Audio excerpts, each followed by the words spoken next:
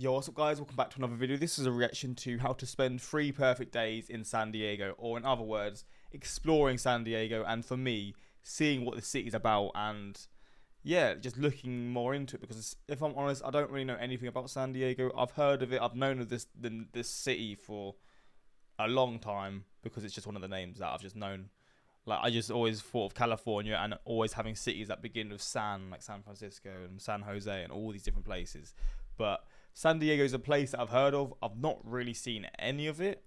I don't think I've seen any of San Diego. But based off this image, it looks pretty good. But I think it's a city that has a few issues going on. I don't fully know, to be honest. I can't really talk on it. But yeah, first time viewing San Diego. Gonna see what this city's about. Hopefully going to enjoy. If you're from here, let me know how you find this place. Links are also in the description to my Patreon, where you can see reactions that I can't post to YouTube, movie reactions, TV series reactions, all different things. Links are there.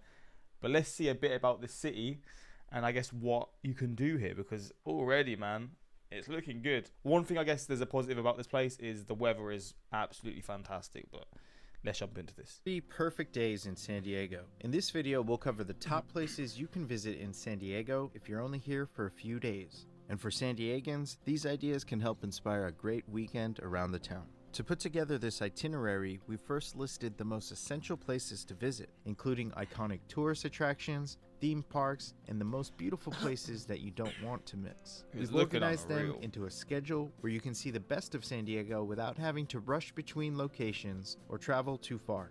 We've also included alternatives for each day to provide more options for solo travelers or for family travel. And feel free to rearrange any of these plans to better fit your needs. If I missed anything, leave your suggestions in the comments below for other travelers to enjoy. Here we go. To begin day 1, start at one of the most iconic and historic locations in San Diego, Balboa Park. At 1,200 acres, it's wow, what the hell is that building? One of the largest urban parks in the country, larger than New York's Central Park and San Francisco's Golden Gate Park. Just a few minutes away from downtown San Diego, it opened in 1950. I mean, already it just looks like a tropical dream. Damn, man. I bet 10 months during, like 10 or 11, even maybe just the whole year, you can literally just be shirtless here. Not shirtless, sorry. You can wear shirts and shorts, not be shirtless. Damn. Because the weather, I guess, assume is just always just good all year round. 15 as part of the Panama, California Exposition. The buildings are beautiful. The park is home to 16 museums. Beautiful. I love these kinds of things, by the way. What's the name for this kind of build, like this little model thing, like a fake city and like a train track? I used to be obsessed with these as a kid. Beautiful gardens and attractions like the San Diego Zoo. A few popular museums include the Comic-Con Museum, San Diego Air and Space Museum, the Museum of Art, Natural History Museum, and much more. Spend the morning enjoying the museums and gardens and appreciate the Spanish colonial architecture that defines Balboa Park. For lunch, you can dine in the park at the relaxed Panama 66, or for an upscale dining experience, the Prado restaurant is highly recommended. If you enjoy learning about wildlife, you might prefer to spend the morning at the San Diego Zoo, which has one of the most diverse collections of wildlife, and it's often regarded as one of the best zoos in the world. After visiting Balboa Park, spend the afternoon nearby exploring a few of San Diego's most iconic beaches, Pacific Beach and Mission Beach. Pacific Beach is known for its laid-back beach atmosphere, the popular bars, restaurants, and a variety of attractions, including the 3.2-mile-long boardwalk, which is great for jogging and bike riding. It's also known for the nightclubs, restaurants, and bars. Garnett Avenue is known for the interesting boutiques and shops, and a farmer's market which takes place between 2 and 7 p.m. on Tuesdays. Oh, damn. Heading south on Mission Boulevard, you'll find Mission Beach. The area is known for Belmont Park and the iconic Giant Dipper roller coaster, which was built in 1925. It's a classic seaside amusement park with rides, arcade games, fast food, and one of the largest indoor pools in the United States called the Plunge. All the buildings seem very classy. I think this is just added on the front. It's not actually part of the building. But what is this, like a certain style for San Diego? Or is this just happening to just be this place here? Because like at the park that we saw before, a lot of the buildings had this style, but even more in depth and actually part of the buildings. A great way to finish the afternoon is by watching the sunset along the boardwalk. Or if you're in PB, try visiting Crystal Pier. If you're enjoying the video or learned something new so far, please hit the like button. And for more videos Look at this view, man. Wow. You got a view of the entire city, no? about Southern California, please consider subscribing. It really helps the channel. Now back to the video. That is crazy. To begin day 2. And look at this. This is one of the craziest places I've ever seen. Seafront view. That is unreal. We're going to drive 20 minutes north of downtown to one of the most visited beach communities in San Diego. La Jolla occupies about 7 miles of rugged and sandy coastline, and it's known for the bluffs, the coves, sandy beaches, the expensive real estate, and the history which dates back thousands of years. Our first stop is La Jolla Cove, which is a rocky, picturesque cove with clear waters and an unmatched view of the Southern California coastline. During the summer, the cove is a great place for swimming, snorkeling, and even scuba diving just offshore. On the rocky point, you'll find hundreds of such as a seal chilling with the people. Snorkeling and even scuba diving just offshore.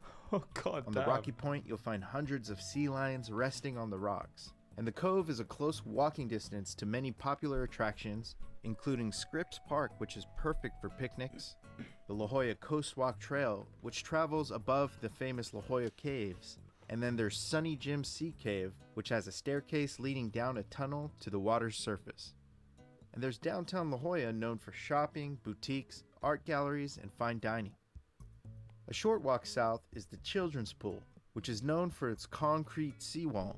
This area has become a resting spot during the winter for seals and a great place to view them from above. When you're ready for lunch, La Jolla has many unique restaurants to choose from. Duke's offers fantastic ocean views and a Hawaiian-inspired menu.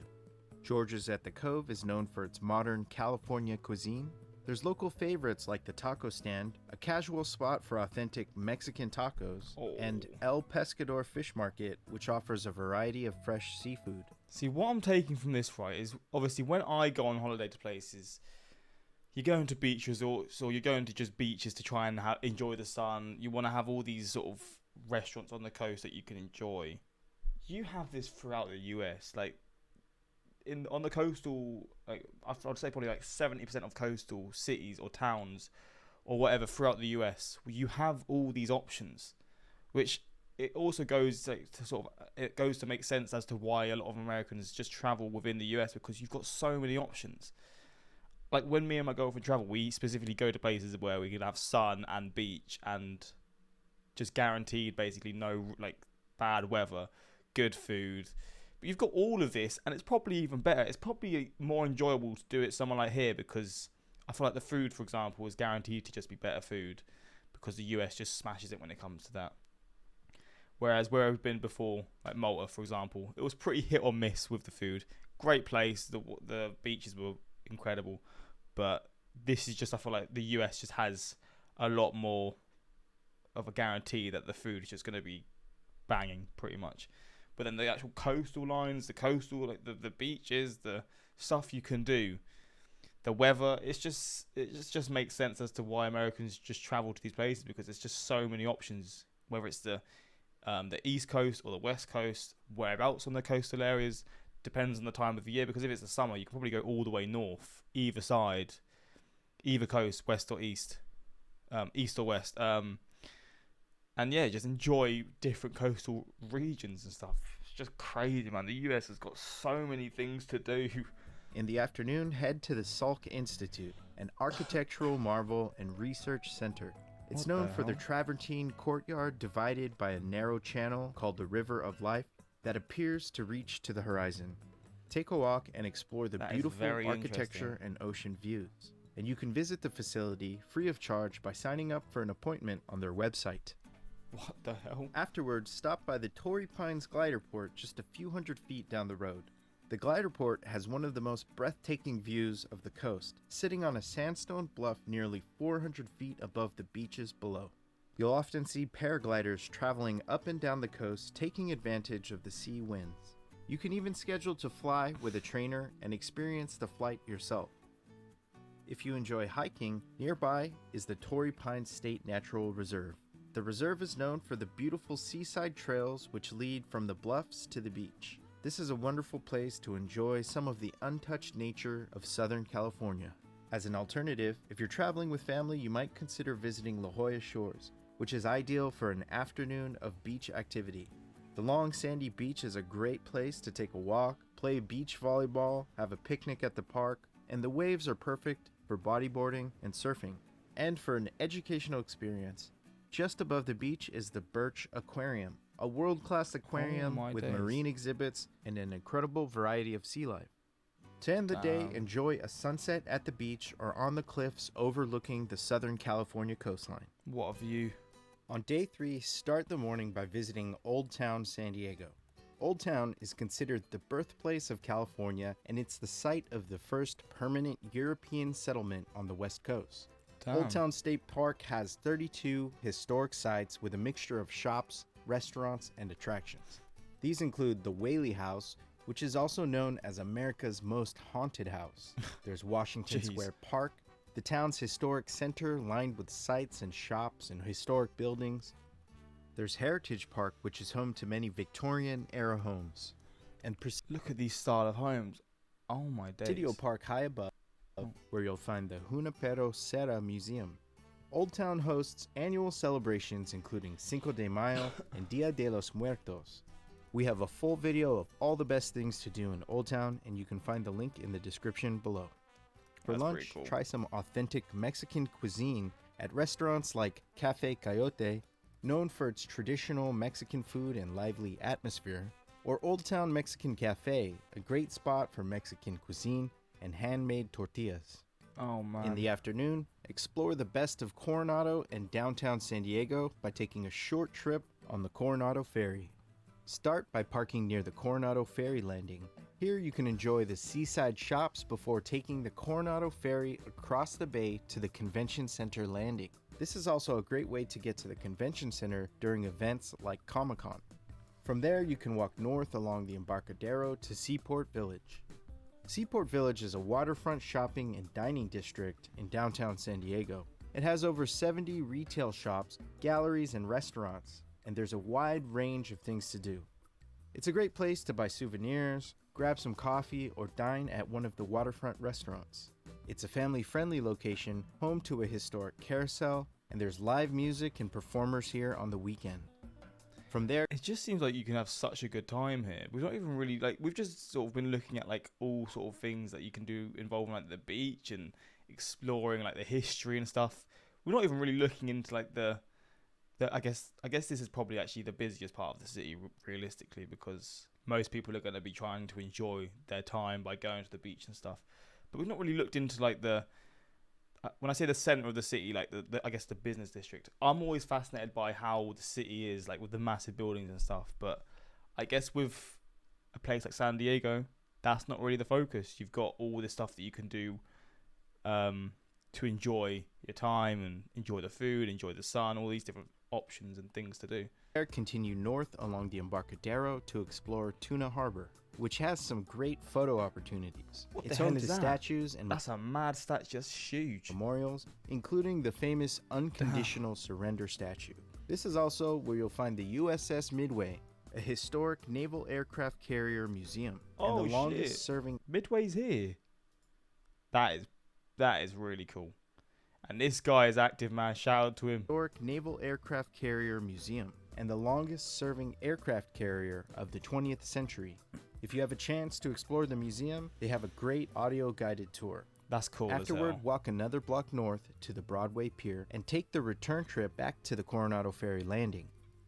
On the ride back, you'll have incredible views of the USS Midway, Seaport Village, and downtown San Diego. And after about a 15-minute ride, the boat will dock back in Coronado. While you're here, make sure to check out Centennial Park, which is a great photo opportunity and one of the best views of downtown San Diego.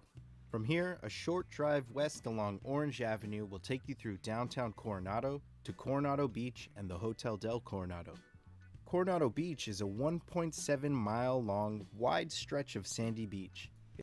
Look how open it is. You don't get beaches like this anywhere, man. In the UK, of course you don't. But even in Europe, actually, I'm not going to chat shit. In Europe, you definitely have great beaches as well.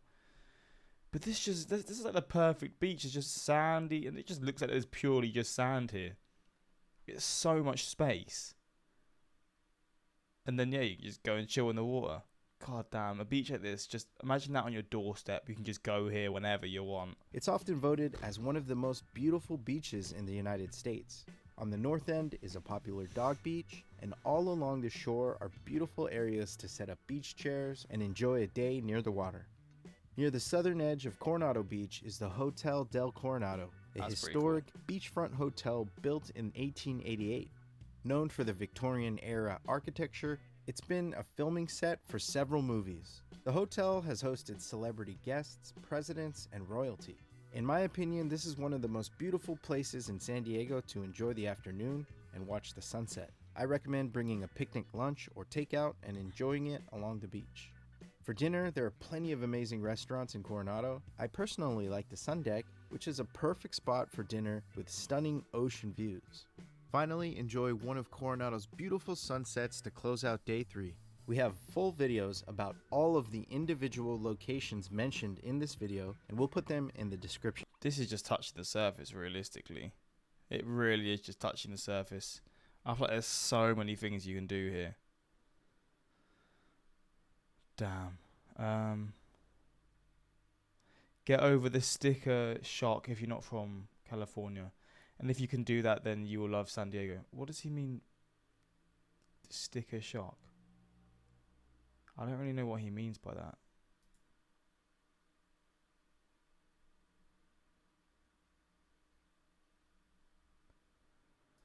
I don't know what sticker shock is. But yeah, man, this city looks beautiful, honestly. I mean, look, these videos always focus on the positives of these cities. And like I said at the start of the video, if you're from here, let me know what the city, like what you found this city like and how you would compare it based off this video. And do you like living here and working here? Do you like have the ability to actually do all these things in this city, whether it be enjoy your time, or is your life a lot more stressful? Maybe you can't enjoy, or whatever. Like, is this a city where it's more so for the tourists, or the people living here too can also enjoy all this stuff? It's probably quite a stupid question. Of course you can enjoy it, but yeah, what is life like here in general is pretty much what I'm asking. But yeah, based off this video, it looks like you can't go wrong. Like, realistically, there's just so many things to do. But yeah, hopefully you enjoyed this reaction, and until next time, like, subscribe. Peace.